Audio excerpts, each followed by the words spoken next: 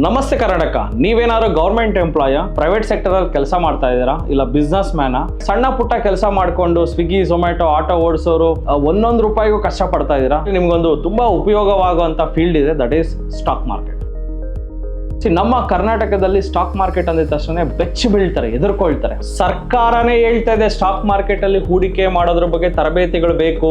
ಸರ್ಕಾರನೇ ಹೇಳ್ತಾ ಇದೆ, ಅರ್ಥ ಮಾಡ್ಕೊಳ್ಳಿ. ಪ್ರಜಾವಾಣಿಯಲ್ಲೂ ಸಹ ಬಂದಿದೆ, ಜೊತೆಗೆ ವಿಜಯ ಕರ್ನಾಟಕದಲ್ಲೂ ಸಹ ಬಂದಿದೆ, ಎಲ್ಲಾ ನ್ಯೂಸ್ ಪೇಪರ್ ಅಲ್ಲೂ ಸಹ ಆರ್ಟಿಕಲ್ ಬಂದಿದೆ. ಸರ್ ಏನ್ ಸರ್ ಗ್ಯಾರಂಟಿ ಶೇರ್ ಮಾರ್ಕೆಟ್ ಅಲ್ಲಿ ದುಡ್ಡು ಹಾಕಿದ್ರೆ? Stock market is a mirror of our economy. ಇದು ಒಂದು ಕನ್ನಡಿ. ನಮ್ಮ ದೇಶದ ಆರ್ಥಿಕತೆ ಎಷ್ಟು ಮೇಲಕ್ಕೆ ಬರುತ್ತೋ ಅಷ್ಟು ನಮ್ಮ ಭಾರತದ ಷೇರು ಮಾರುಕಟ್ಟೆ ಸಹ ಮೇಲಕ್ಕೆ ಬರುತ್ತೆ.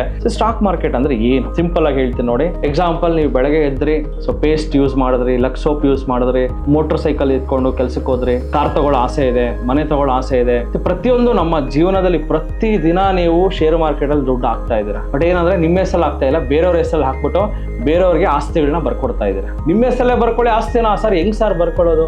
HUL ಕಂಪ್ನಿ ಓನರ್ ಆಗಿ ನೀವೇ ನಿಮ್ಮ ಹೆಸರಲ್ಲೇ ಆಸ್ತಿಗಳು ಮಾಡ್ಕೊಳ್ಳಿ ಅಂತ ನಾನು ಹೇಳ್ತಾ ಇದ್ದೀನಿ. ಇಷ್ಟೇ ಶೇರ್ ಮಾರ್ಕೆಟ್. ಅರ್ಥ ಮಾಡ್ಕೊಳ್ಳಿ, ಶೇರ್ ಮಾರ್ಕೆಟ್ ವರ ಯಾರಿಗೆ? ನಾಲೆಜ್ ಇರೋರಿಗೆ. ಇದು ಶಾಪ ಯಾರಿಗೆ? ನಾಲೆಜ್ ಇಲ್ದಿರೋರಿಗೆ. ಸೊ ಸ್ಟಾಕ್ ಮಾರ್ಕೆಟ್ ಹೆಂಗ್ ವರ್ಕ್ ಆಗುತ್ತೆ ಅಂತ ಕ್ಲಿಯರ್ ಆಗಿ ನಾನು ಹೇಳ್ಕೊಡ್ತೀನಿ.